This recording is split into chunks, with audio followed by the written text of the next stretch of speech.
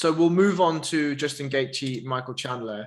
I think this is a pretty simple fight to call, in my opinion. Does anyone want to start, or are you happy for me to go? I wouldn't say it's a pretty simple fight. It's a very intriguing fight for me. I mean, I think that I think that this is, and I said it. I recorded an episode of the Sweet MMA podcast with Sean, and I said this on that podcast, and say the same here. I think this is going to be a fight where we're going to have to put the kids to bed before it goes down, because I think it's going to be bloody and violent. And I think there's going to be a lot of heavy shots thrown, and there's going to be cuts and grazes, and these two boys are just going to go at it hammer and tongue. And it's going to be a very interesting clash. I think it's down to which fighter is going to be on the front foot, is going to be the more successful fight in this fight. What we've seen with Michael Chandler is that his ability to cut off the cage is very good, and is similar enough to Kamaru Usman, where he will corner a guy in order to get off his big shots. He's not a better striker than Justin Gaethje, but he probably has bigger, better one-punch knockout power, and that's what he's going to try to get off on Justin Gaethje here. If you're Justin Gaethje, how you counter that is that you kick the fucking leg off Mike Chandler. You kick his fucking leg asunder. He's had trouble with his legs before. You kick that calf, you stop that movement, you kill that power, you win this fight. That's the simple assessment from me. So the reason why I think it's pretty simple to call is Justin Gaethje still has LFA Gaethje in his back pocket. Still has World Series of Fighting Gaethje in his back pocket. Right. We know Gaethje has a chin. Yeah. We've seen the wars he's been in. If we look at Michael Chandler, Patricio Pitbull absolutely destroyed him. Charles Oliveira made relatively quick work, right? In that second round, beautiful strikes, beautiful finish. Brent Primus, okay. The leg, whatever. Close fights with Benson Henderson, who's a good leg kicker, right? And then you've got the Will Brooks losses when Will Brooks was actually good, right? I feel like Gaethje, if he doesn't want to take a back step, he just won't. So what are you going to do? I know exactly what you're going to do, because we know what Justin Gaethje is as a striker. But we also know what he is as a grappler now, because he was massively, massively exposed in the Khabib fight. Yes, and does Chandler know jiu-jitsu? Just any or even jiu-jitsu? One, just put him down on his back. And if you're eating and you're going too much punishment, that what I would do if I'm Michael Chandler here, I initiate that grappling and I try to get top control and dominate him down there. If I'm Michael Chandler, I'm going to be going for those takedowns irrespective, because that's one of the things that Justin Gaethje has really struggled with. Not that he gets taken down easily, but I think he has commented on it. The reason he doesn't wrestle is because it fucking tires him out. Every time that people go for takedowns, he just seems to expend so much energy either fighting them off or getting back to his feet that he gets absolutely exhausted by the end of it. Poirier used that strategy beautifully against him. If I'm Chandler, I'm going for those fucking takedowns. Just keep them going through the fight. It's going to exhaust him. Yeah, I think that's a really good point, because Gaethje's spoken about, so often that his defensive wrestling is so good, but we haven't really seen it. No. We haven't really. I mean, Khabib, to me, you can quite happily put an asterisk above that, because nobody stops the takedown. Not one person stops the takedown. But I mean the easiness that he got into those positions. So that's what I was going to say. I mean, yeah. So what I was going to say afterwards is there's no defense, though, for how poor he looked when it did hit the mat, right? It's all well and good to be a fantastic defensive grappler. Khabib's going to put you on your back anyway. But when you get there, to look like a 6-month white belt is not okay, right? It's not acceptable.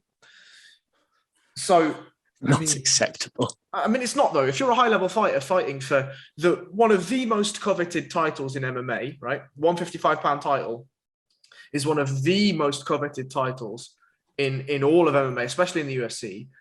And you look like you could get beat at an All-Stars comp in London. That's like, come on. Like, that's not. Yeah, in my opinion, he was massively exposed as a grappler in that fight. And what also you said as well, Harry, is that he hasn't been fighting these wrestlers. You look at his history inside the UFC, where he's fighting the likes of Alvarez and Michael Johnson, Dustin Poirier, James Vick, Edson Barbosa, Donald Cerrone, and Tony Ferguson.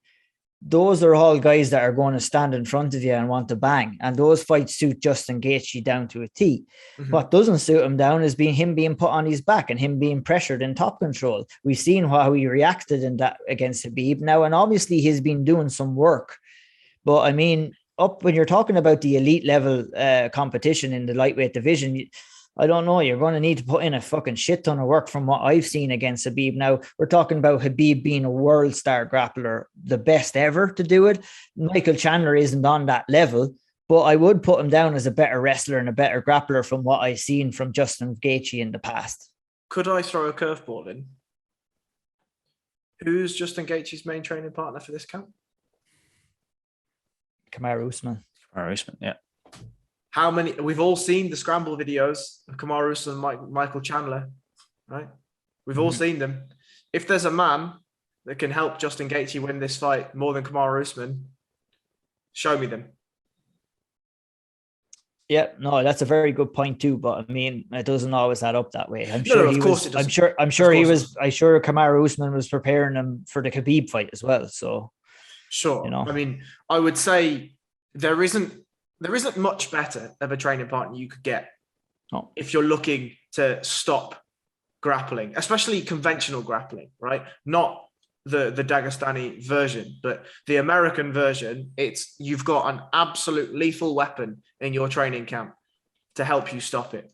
I see what you're saying, but I just don't know how much impact those training partners often have, to be honest. It's good, sure, but is it enough to sort of change who I think is going to win this fight? Not that much. Well, all right, big boy. Let's go to picks then. I think Chandler's going to get this one, honestly. I think Chandler will use a lot of wrestling, whether it's to put Justin Gaethje on his back or whether it's to tire him out long term. And I think Chandler will take it. Ian? I am of the same opinion of that. I think that Chandler is going to talk a big game coming in here about wanting to stand and bang and everything like that. But I think if he's smart, he's going to go in there and want to grapple from the get-go. And he's going to want to put Justin Gaethje on his back. He's going to want to tire him out. He's going to want to let him get up a little bit and take him down again and break his spirit, make him frustrated. Then maybe in the later stages of the fight, he can stand and bang when maybe Gaethje doesn't have as much pop. I'm not completely ruling out Justin Gaethje. I mean, the keys to success for him is getting on the front foot and kind of enforcing his way into this fight, landing those calf kicks, landing those big shots, getting Mike Chandler backed up against the fence. And just, he has to stay off the mat here in this fight. And if he can't do that, I think Michael Chandler is going to win, and he's going to win a decision. I think if the fight doesn't make it, I think I would see Justin Gaethje being the one who finishes the fight. But my ultimate prediction is Mike Chandler by unanimous decision. Justin Gaethje's second round knockout. Let's fucking go. Let's have some fucking fun. I just think that you're absolutely, both of you are absolutely right. If Chandler has any ounce of smarts here, you don't look for a war against Justin Gaethje. You just don't, right? Like, unless you're Dustin Poirier, who was like, fuck it, go on, let's have a war, right? Like, why not? Let's have a war. But what Gaethje is actually very good at doing in fights is drawing his opponent into those kind of fights. Right. So this is basically where I was going with my point. Eddie Alvarez the same. He's like, you want to, okay, yeah, cool, no problems, let's go. Like, other fighters, like, look at the Edson Barbosa fight, the Donald Cerrone fight. It's always like, their fights are wars. They're not. They're controlled by whoever it is, right? They're controlled. Barbosa just puts beatings on people. And Gaethje's like, okay, watch.